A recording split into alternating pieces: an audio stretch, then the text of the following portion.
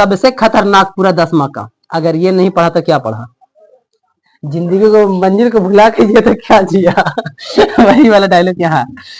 अगर 10वां में त्रिकोणमिति नहीं पढ़ा तो क्या पढ़ा, कुछ नहीं पढ़ा। मैथ का पहला दिन, मैथ का फर्स्ट डे,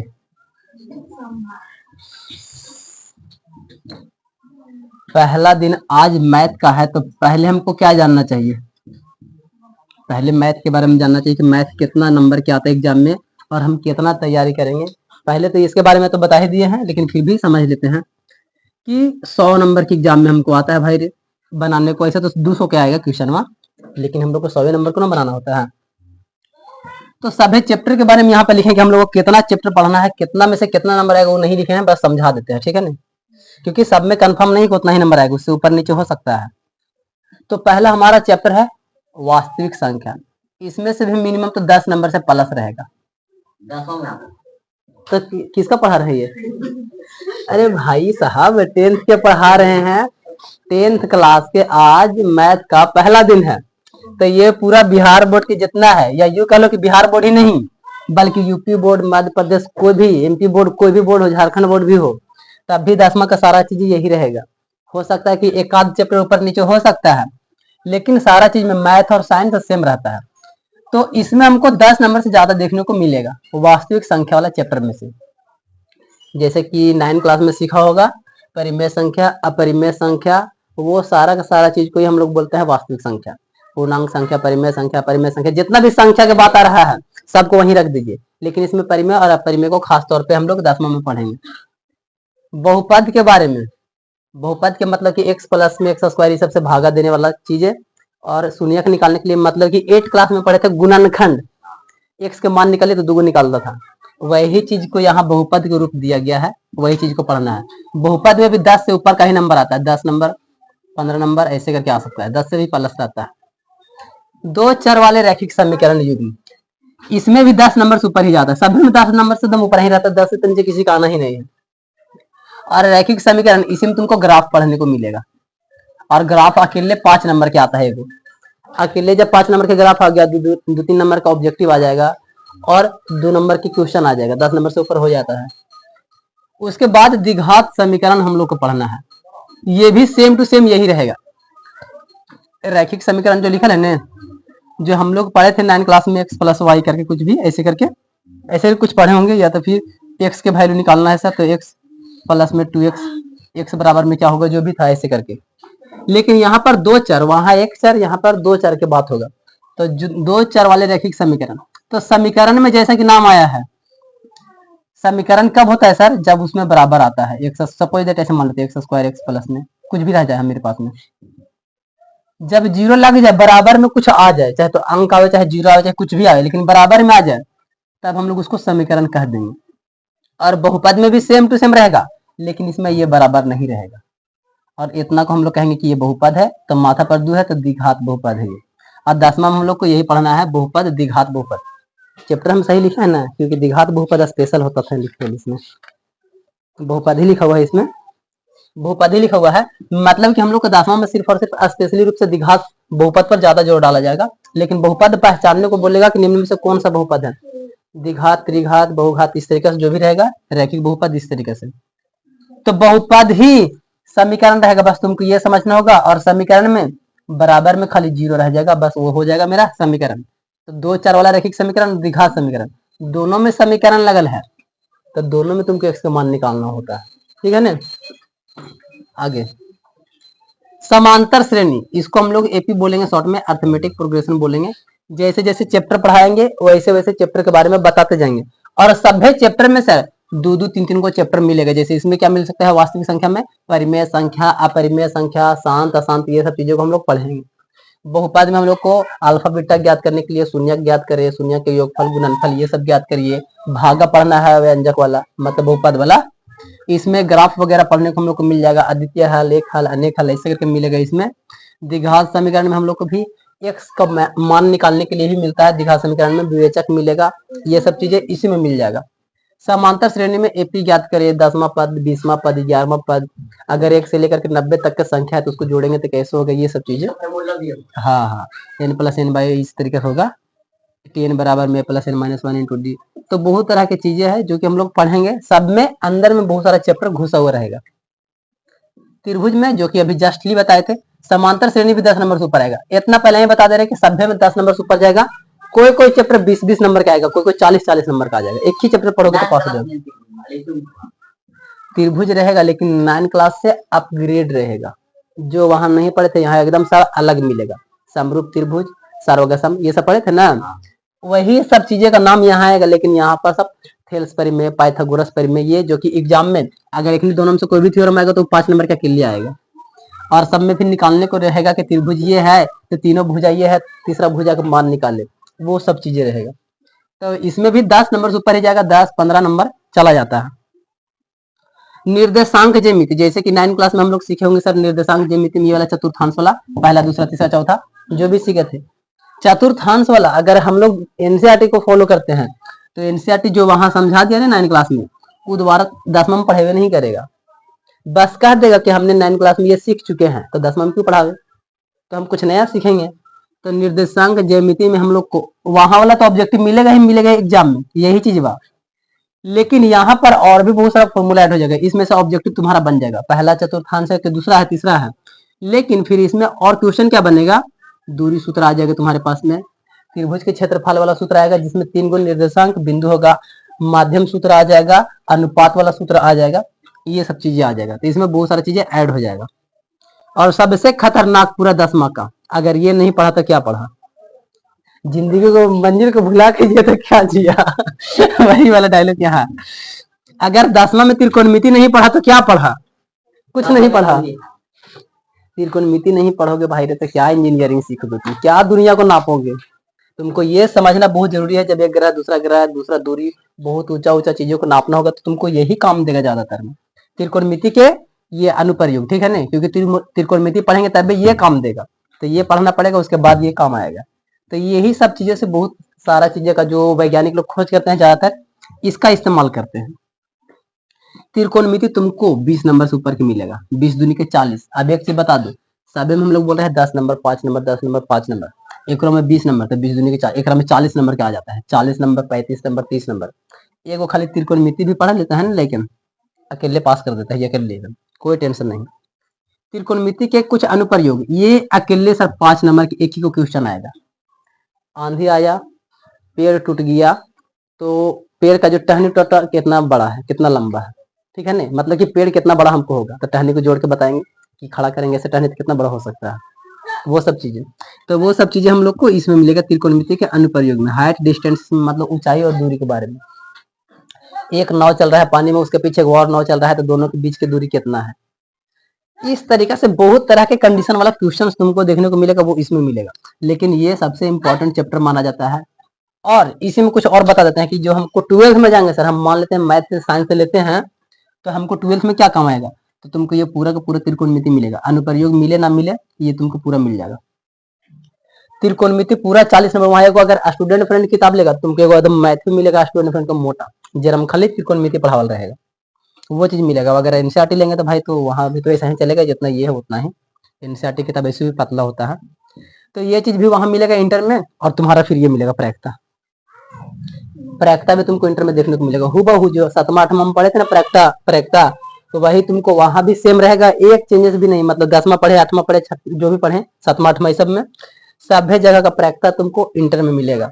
और ये त्रिकोणमिति 10वां वाले इंटर में तुमको मिलेगा ही मिलेगा। और बाकी सब चीजें लगभग 10वां 9वां मिलता जुलता लग रहा है। वृत्त के बारे में यहाँ पर पढ़ेंगे, वृत्त के क्षेत्रफल सब हम लोग 9 में भी पढ़े हैं, 8 क्लास में सब में मिलते रहता है, तो वृत्त के बारे में भी पढ़ेंगे। और वृत्त वाला चैप्टर में से भी तुमको 5 से 6 नंबर से प्लस ही मिलता है देखने को।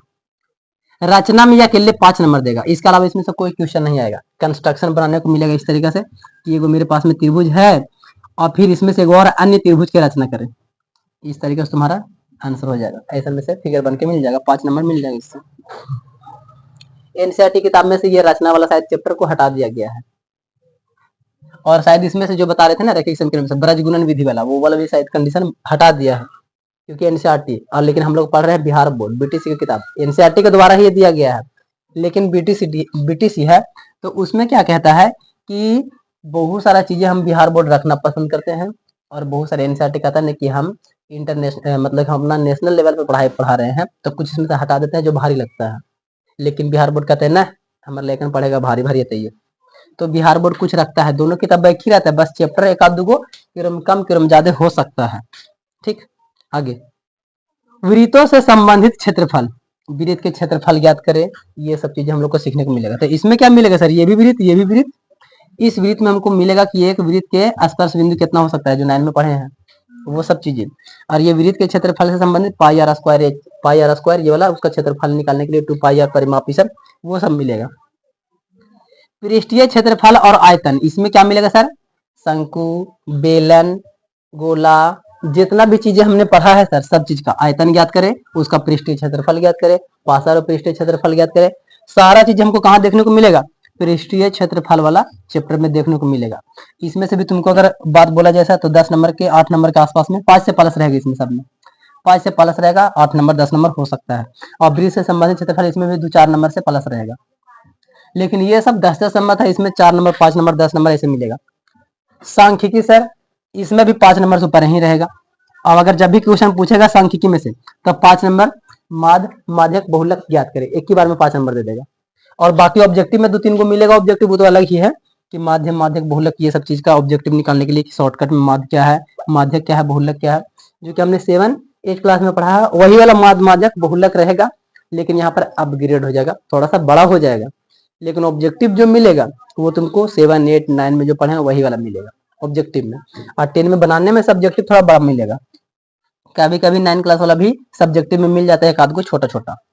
और प्रैक्टा जो हमने 7, 8, 9 में जो भी पढ़ा है सारा प्रैक्टा यहाँ पर सेम मिलेगा, ताश की गड्डी वाला, उछलने वाला, लूडो गट्टी वाला, जो भी कहो सारा सारा प्रैक्टा एकदम सेम, तो प्रैक्टा से भी तुमको 10 नंबर के आसपास आ जाएगा, सांख्यिकी से भी 10 नंबर के आसपास 2 क्वेश्चन दे सकता है, 1 क्वेश्चन दे सकता है, इसका चॉइस है।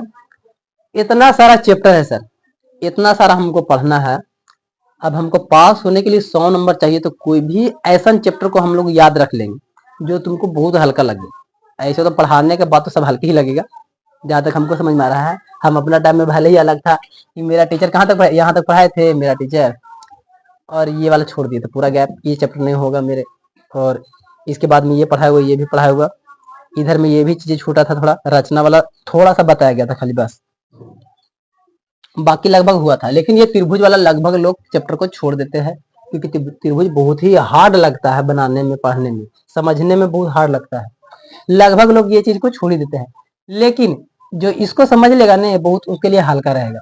अब इसमें से हमको लाना है 100 नंबर या 50 नंबर, पास होने के लिए 30 नंबर, 1, 2, 3, कोई भी 3 चैप्टर पढ़ लेंगे पास होने के लिए, 3 को काफी है, इतना मनी मेरे पास में है, 15 चैप्टर, इसमें से हम 3 को 4 को चैप्टर पढ़ लिए ना, और एक को क्वेश्चन आराम से नहीं छोड़ेंगे तो आराम से पास हो जाएंगे। जो लेकिन कोढ़िया होता है वो खाने के लिए ये बात है कि जरा ज्यादा कोढ़पनाए रहेगा नहीं कि यार यार पास अगर खाली पढ़ना है, तो इसमें से कोई भी 3 चैप्टर उठा लीजिए, 3 को 4 को, उतना में तुम पास हो जाओगे, और वो भी डिटेल में पढ़ना, ऐसा नहीं है कि हम छोड़ छोड़ के पढ़ेंगे, ये छोड़ेंगे एक टॉपिक उसमें एक टॉपिक और से छोड़ देंगे, सभी चैप्टर का पूरा डिटेल में पढ़ेंगे।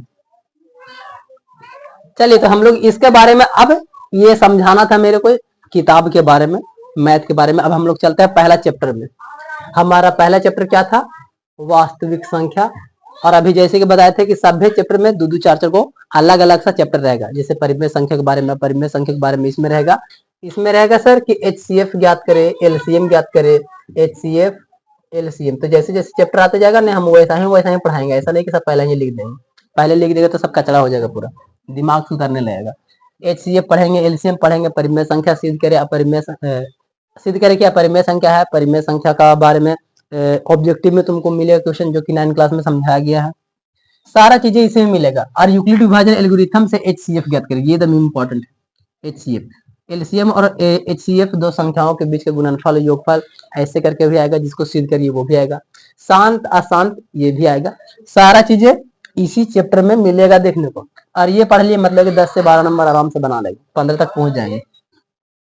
तो भूमिका मतलब पहले इसको इंट्रोडक्शन जान लेते हैं कि हमको इस चैप्टर में क्या देखने को मिलेगा, जो कि हमने बोला वही है सब चीजें, लेकिन इसमें हमने डिटेल में कोई चीजों को उतना एग्जैक्ट नहीं लिखा, क्योंकि ये सब 9 में ही पढ़ाया गया है। वास्तविक जो संख्या पद्धति चैप्टर है वो एक तरह से वास्तविक संख्या का ही चैप्टर है, उसमें जितना इंट्रोडक्शन लिखाया गया ना वो चीज इसमें लिखना ही नहीं है, क्योंकि किताब में लिखा ही नहीं है, कि हमने ऐसे लिख दिया है कि हमने 9 क्लास में ये पढ़ लिया है, तो इसके हिसाब से अब हम लोग 10वां में एरा से नया पढ़ेंगे, अपग्रेड होकर के पढ़ेंगे। तो क्या पढ़ेंगे, तो यहाँ लिख दिया है कि धनात्मक पूर्णांकों के 2 अति महत्वपूर्ण गुण को पढ़ेंगे। तो 2 महत्वपूर्ण गुण धनात्मक पूर्णांक, तो पूर्णांक 9 क्लास में पढ़े सर, माइनस में रहे, प्लस में रहे, चाहे जीरो रहे, जो भी रहे, लेकिन यहाँ पर स्पेशल क्या बोला है, धनात्मक के बारे में, मतलब माइनस को लेना ही नहीं है, माइनस नहीं, सिर्फ और सिर्फ हम लोग प्लस के बारे में पढ़ेंगे। मतलब 2 4 6 8 10 जितना प्लस में आएगा, जीरो से लेकर के प्लस तक, उसी के बारे में हम लोग ध्यान से पढ़ेंगे। और पहला विधि इसका है यूक्लिड विभाजन एल्गोरिथम, जिसको कलन विधि भी लोग बोलता है, ठीक है ना। कलन विधि या यूक्लिड विभाजन एल्गोरिथम, इसके बारे में डिटेल में फिर लिखाएंगे। ऐसे शॉर्ट में लिख देते हैं ए बराबर बी क्यू प्लस में आर, इसका ये फॉर्मूला होता है। और इसके बारे में हम लोग को पढ़ना पड़ेगा, इसके बारे में और भी बहुत सारा बातें होता है डिटेल में, जो कि बाद में बताएंगे कल, मतलब अगला क्लास में। अंक गणित के आधारभूत परिमेय, ये भी पढ़ेंगे सर। ये 2 चीज हम लोग इस चैप्टर में ज्यादातर ध्यान देंगे। अंक गणित, जैसे कि हम लोग को 4 को तोड़ना है, जैसे कैल्शियम तोड़ते हैं ना, उस तरीके से तोड़ करके गुणनखंड वगैरह ये सब चीज को निकालना है, तो वो भी काम करेंगे इसी में। HCF निकालेंगे इसी में, सब काम इसी में होगा। तो यहाँ पर लिख भी दिए साइड में कि किसका क्या क्या काम है, क्या है यूज में। यूक्लिड विभाजन एल्गोरिथम पूर्णांकों की विभाज्यता से किसी रूप में संबंधित है। इसका प्रयोग 2 धनात्मक पूर्णांकों के महत्तम समवर्तक HCF परिकलित करने में करेंगे। किसका इस्तेमाल सर, यूक्लिड विभाजन। यहाँ से एक ऑब्जेक्टिव बन गया कि यूक्लिड विभाजन एल्गोरिथम का इस्तेमाल कहाँ किया जाता है, तो HCF निकालने के लिए किया जाता है, ठीक है ना। HCF का फुल फॉर्म क्या होता है सर, हायर कॉमन फैक्टर, यानी कि महत्तम समावर्तक। HCF को शॉर्टकट में ऐसे बोलते हैं, तो इसको लॉन्ग में ऐसे बोलते हैं महत्तम समावर्तक, या तो इसको हम लोग बोलते हैं क्या है, हायर कॉमन फैक्टर, और एलसीएम को लोअर कॉमन फैक्टर ऐसे बोलते हैं। अंक गणित की आधारभूत परिमेय का संबंध, ये किससे सर, पहलका वाला तो संबंध समझ लिया कि महत्तम से संबंध है, और इसका वाला दूसरका का सर, दूसरका का आधारभूत परिमेय का संबंध है धनात्मक पूर्णांकों के गुणन से। यानी कि कोई भी संख्या जैसे 8 है सर, तो 8 को 2 गुने 2 गुने 2 ऐसे लिख सकते हैं, 1 गुने 2 गुने 2 गुने, तो ऐसे लिख सकते 2 दूनी 4 4 दूनी 8, तो गुणन से है, मतलब कि गुना होने से मतलब है इसका, ठीक है। अंक गणित की आधारभूत परिमेय के 2 मुख्य अनुप्रयोग देखेंगे। कहाँ कहाँ सर, किसका, इसके बारे में बात कर रहा है अभी। इसके बारे में सिर्फ और सिर्फ यूक्लिड विभाजन में देखेंगे, इसका यूक्लिड विभाजन वाला HCF में, लेकिन इसका कई जगह पर देखने को मिलेगा, जो कि यहाँ लिख दिए। पहला √2 √3 √5, ये सब कौन सा संख्या लग रहा है, अपरिमेय। तो अपरिमेय है, उसको हमको सिद्ध करके बताना है, और ये तुमके एग्जाम में 2 नंबर आ जाएगा कि सिद्ध करिए कि √2 या √3 या √5 एक अपरिमेय संख्या है, 2 नंबर दे देंगे बाबू। और ये परमानेंट क्वेश्चन है कि हमेशा ही आता है, इसके बिना एग्जाम लेगा ही नहीं, जब भी देगा तो ये क्वेश्चन रहेगा ही रहेगा। जरूरी नहीं कि खाली 3 या 2 या 5 ही रहे, अंकवा बदल देगा, लेकिन ये को सिद्ध करने के लिए रहेगा कि अपरिमेय संख्या है। दूसरा हम क्या पढ़ेंगे, किसी परिमेय संख्या का मान, यानी कि P बटा Q, जहाँ की Q = नॉट 0 हम लोग को लेना है, इसका दशमलव प्रसार कब शांत होगा, इसको समझने के लिए भी हम लोग इसका इस्तेमाल करेंगे। और कब अशांत होगा, ये ऑब्जेक्टिव में भी मिलेगा, सब्जेक्टिव में भी मिलेगा, या खोजने में करेंगे। ऐसा हम P बटा Q के हर Q के अभाज्य गुणनखंड को देखकर ज्ञात करते हैं। मतलब कि निचला जो अंक रहेगा, हम क्या करेंगे, उसको तोड़ेंगे, बार बार तोड़ते तोड़ते देखेंगे कि 2 का स्क्वायर, 3 का स्क्वायर, 4 का स्क्वायर, जो भी कुछ आएगा। तो इसका एक फॉर्मूला होता है a के पावर m इंटू a के पावर n, शायद ऐसा कुछ होता है, b के पावर में n करके कुछ ऐसा होता है फॉर्मूला। वो हम आएंगे तो बताएंगे, चैप्टर में आएंगे तो बताएंगे। तो इसका एक फॉर्मूला होता है, और फॉर्मूला के तहत ही हम लोग जानेंगे, तब हमको समझ में आएगा कि सही क्या गलत क्या, और तब समझेंगे। यहाँ पर ये पूरा चैप्टर, तो इसमें क्या चीज सीखे, शांत अशांत परिमेय संख्या सिद्ध करने के लिए आएगा, और एक यूक्लिड विभाजन एल्गोरिथम से HCF ज्ञात करने के लिए आएगा, और LCM भी ज्ञात करने को आएगा, लेकिन एग्जाम में कम पूछेगा। 2 संख्या LCM और HCF के गुणन वाला, योग वाला, ये वाला भी एग्जाम में आ जाता है। इतना सारा, तो इसमें सभी से 2 नंबर आएगा, तो जोड़ लो 10 नंबर पार हुआ कि नहीं। शांत अशांत ये आ जाएगा, अपरिमेय संख्या सिद्ध करे फिर यूक्लिड विभाजन वाला आ जाएगा, और ऑब्जेक्टिव में फिर आ जाएगा अपरिमेय संख्या।